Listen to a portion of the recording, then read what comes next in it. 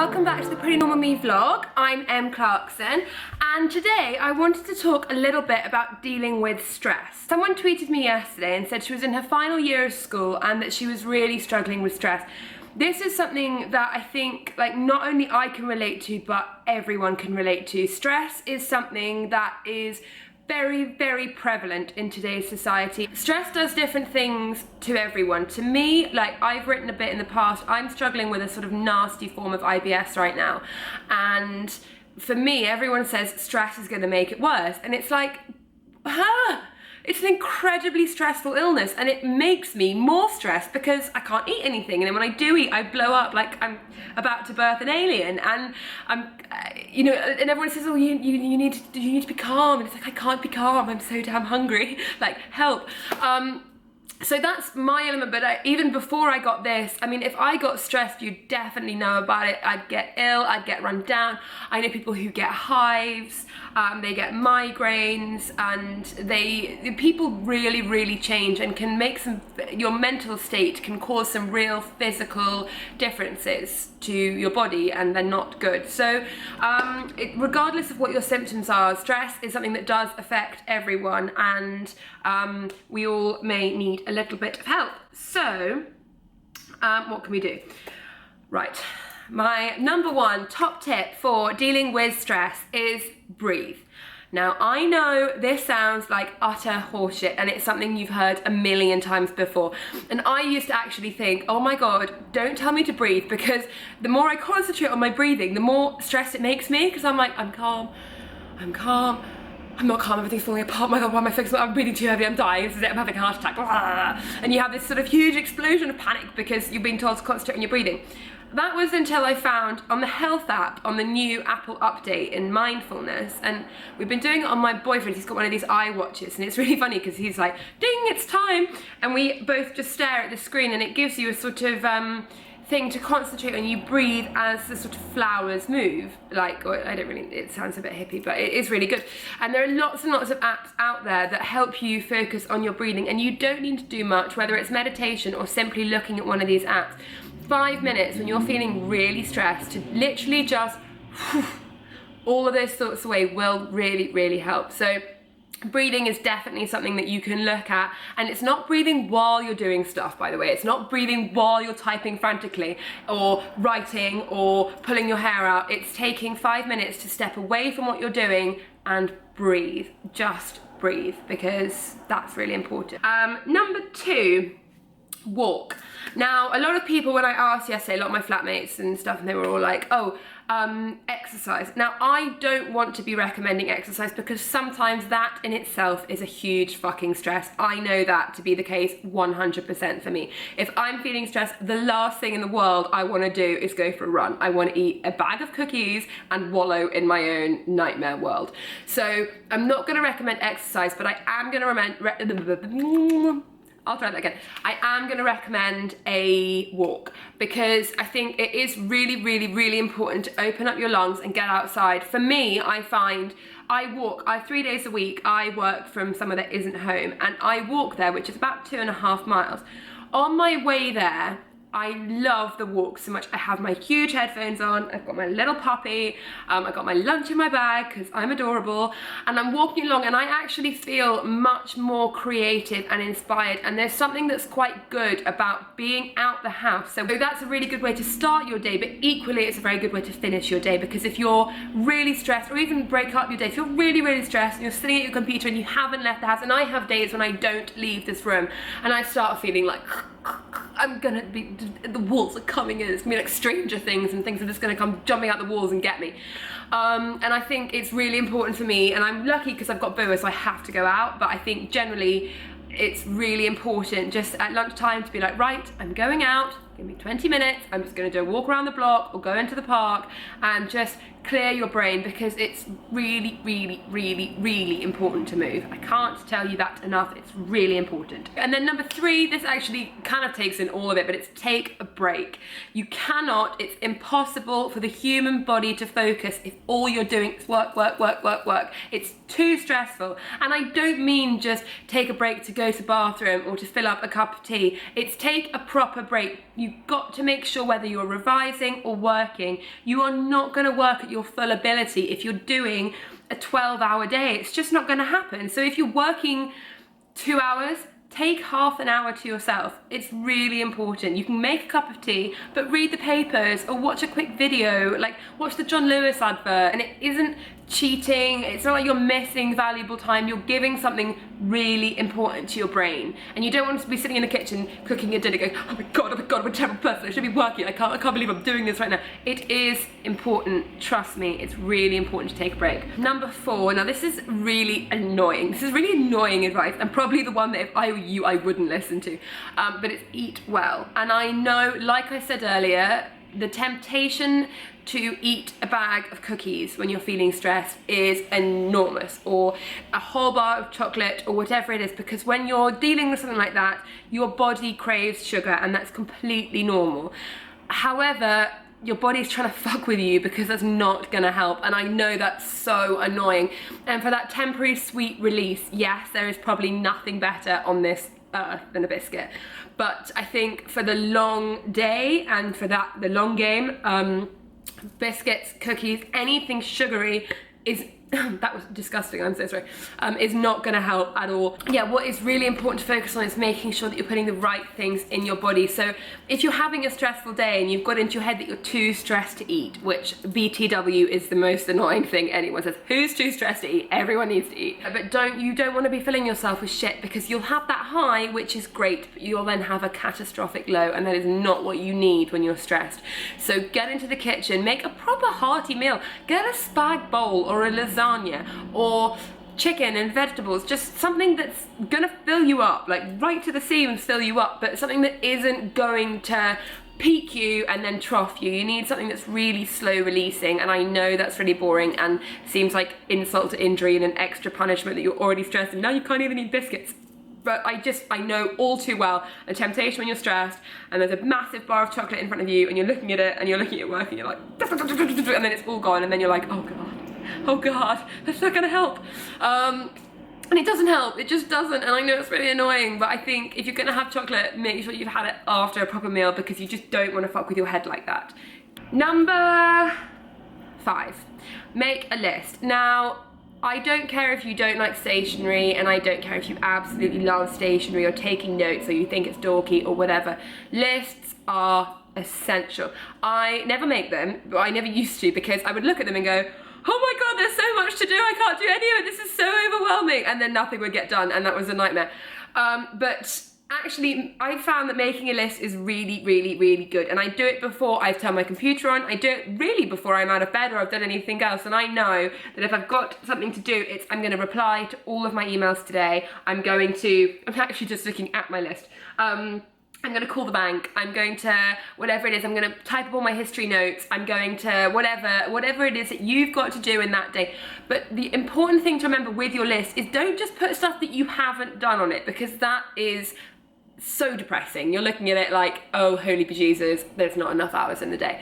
What you also need to do is put on your list stuff that you've already done and you've already ticked off, which I know seems sort of counterintuitive, but it's actually really important, just so you can see how far you've come. Just so actually psychologically, when I'm looking at it, it doesn't look like this huge, daunting fucking nightmare thing. It looks something really, really achievable to do, and something that you're winning, and there is something incredibly satisfying about just going, done. Number 6, you're gonna hate me, this is gonna be like the number 4 that you're just gonna be like, fuck you, Em. Number 6, easy on the caffeine. And I know that is so boring. As any loyal followers to the blog will know, I have recently had to give up caffeine. If any real loyal followers to the blog and the vlog know, I literally lived for caffeine. It was the hardest thing I ever gave up, and probably the hardest thing I've ever had to do, genuinely, in my whole life. Because I was, as it turns out, a caffeine addict. So I know I'm speaking from experience when I say that giving up caffeine is not easy. So I'm not telling you to give it up. I'm just saying, on the days when you're really, really, really stressed, the cup of coffee that you think you need and that is like the most important thing to you, probably won't help. Just for the same reason as eat well. If you are peaking right then with loads of caffeine and then crashing again afterwards, it's just a fucking nightmare. You're gonna give yourself a headache, you're gonna get heart palpitations. It's just not worth it. I understand from the habit, it's very nice to be like, oh, I'm gonna take a break to go and get a coffee, which is great, but if you can avoid it in any way, take a break and go and get a chamomile tea, which is not that catchy, I do understand, and that is not even close to tempting, and I do hear the shit coming out of my mouth. I sound like a Daily Mail journalist, but please trust me, giving up on caffeine just a little bit on the days when you're really stressed, and maybe have one with breakfast, and maybe if you really need to, have one after lunch, or maybe just pick one of those. But I think generally don't become too dependent on caffeine, because I know, particularly people at school, this is a really common thing, on people at university, where it becomes like, oh my god, I can't sleep, sleep is for the weak, I must stay up all night, I'm gonna drink all the coffee.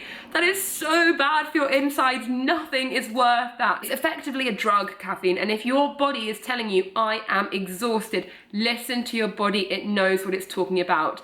Stop filling it full of crap, it's not fair on it. So don't do it. Maybe let's say no caffeine after 4 p.m. because sleep is more important than anything, I promise you.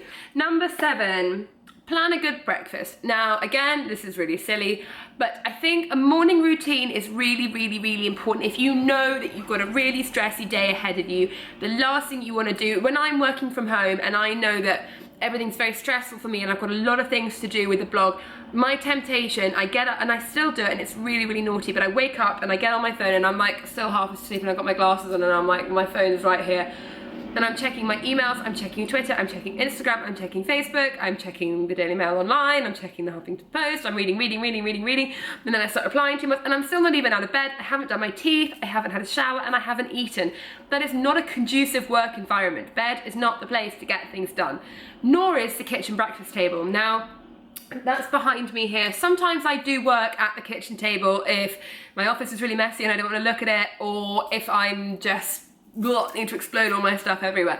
But I generally find that it's very important to break up your day, and I think if you are sitting, you know, with your cornflakes or with whatever it is, and with your notes here like this, and you're eating, it's so bad for digestion, it's bad for everything, it's bad for your brain, you're not getting your work done properly and you're not getting your food in properly, so both jobs are being kind of half-assed, and that's really annoying. So you might as well sort of take into consideration the world won't end if you take 20 minutes to your breakfast. Talk to your other half, talk to your parents, talk to your dog, watch the news, whatever it is, just take a bit of time to sit with your bowl or with your eggs or with whatever it is you have for breakfast, and sort of start your day well and start your day clean and healthy and chatty and sociable and happy. Because if you start it like manic, stress, everything's ruined, then it's a bad start, and then it's boring and it's annoying, but it's true.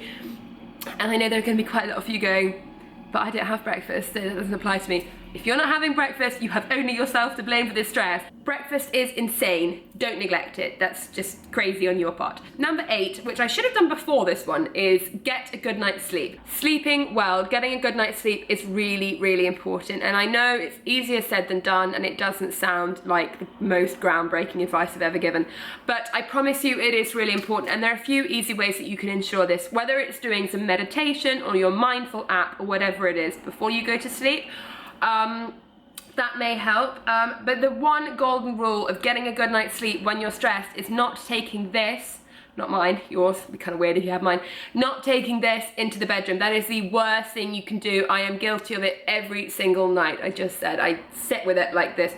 This will not help you deal with your stress. I promise you it won't. Number 9, and this is my favorite one, and the thing that I think is really important, and the thing that we definitely don't do when we take into consideration how to deal with stress, and that is you need to plan a treat and a reward for yourself. I know this sounds sort of a bit silly, and it's just sort of, oh, any excuse to buy yourself a present, but it is really important. I think particularly if you're on a deadline for work and that's what's causing you stress, or if you're doing exams, the reward that you're working towards is often very elusive, because you finish your exam and you actually don't feel that great, because you finish it and you're like, oh shit, like I'm not going to find out for 3 months how I did. Or if you give it to your boss, they're probably not going to really say thank you properly. And I think that's really annoying, because you finish what you've got to do and you don't get this immense sense of relief or completion when you finish it. So I think rewarding yourself is really important. For me, like, I have started to really do this and I've noticed a huge change. The day I signed my book deal, I bought myself this ring, which I don't think is going to focus. And then the day I sent off the majority of my book, I bought myself, oh, can you see them? These 2 earrings. Bit close to my face, sorry. And I think like that was really important for me, just to sort of give yourself a little bit of a present. And it doesn't need to be spending a lot of money, it doesn't need to be doing lots of things, but I think going out for dinner or having a bath or buying yourself something that you didn't think you should really be spending money on, I think that kind of thing's really important, just so you feel like you've earned something. Number 10, now this is a bit hippie, but I don't really care. This is my final one. Remember that the sun will rise tomorrow. You are incredibly stressed now, you're under a lot of pressure, it's going to be a really shitty long day. But the thing that we have to remember, and that we don't remember enough, is that tomorrow is a new day, the sun will come up and everything is going to be fine. Everything is always fine. Nothing I have stressed about in my life to a massive scale has ever not been resolved in time. And I know that's boring, but I think if you can take things one day at a time and appreciate that tomorrow everything is going to be better, because it just will be after a good night's sleep. My A-levels, I stressed and stressed and stressed and stressed, and I didn't do very well, and I didn't get into university, and afterwards I almost felt relief. And that's a really weird thing to say, but I think I'd worked so hard for them and I didn't feel like I was rewarded at all with my results, and I thought that was going to be the end of the world. I'd spent my entire build up to my A-levels thinking, oh my god, if I don't pass, it's going to be the end of the world. And then I didn't pass, and unsurprisingly, the next morning the sun came up. And in that very British way, I just picked myself up and thought, right, well, just get on with it then. And that's what I did. And I think that's it. Nothing, I mean, it is, when it's happening, it's the worst thing in the world, and you're stressed and you're tired and nothing ever feels like it's going to be okay and you're not going to get it done. But regardless of how this goes and how you cope with it, I think it is really important to remember that it won't last forever. So this, I mean, this obviously isn't just for people doing exams, this is for people just facing day-to-day stresses. And I think when I'm having a stressful day, when things aren't, and it does happen a lot, running my own business and doing the blog and stuff, some days I have days where I can't get anything done because I'm too stressed, and I get myself really overwhelmed. I get to a point with stress where I actually stop being able to do anything because I get way too overwhelmed by all of it. And I think what's really important then is just to see, and I just take that day as a write-off. I'm like, you know what, like, stop pushing yourself, and tomorrow we'll try again. And that hasn't ever not worked for me. So I think wait, it will get better, it just will, and everything's gonna be okay. And then I'm putting a little bonus one in, because everybody loves a bonus. So this is quite a specific stress relieving habit, but it is something that I live for. When I get stressed, I have a hobby. I knit.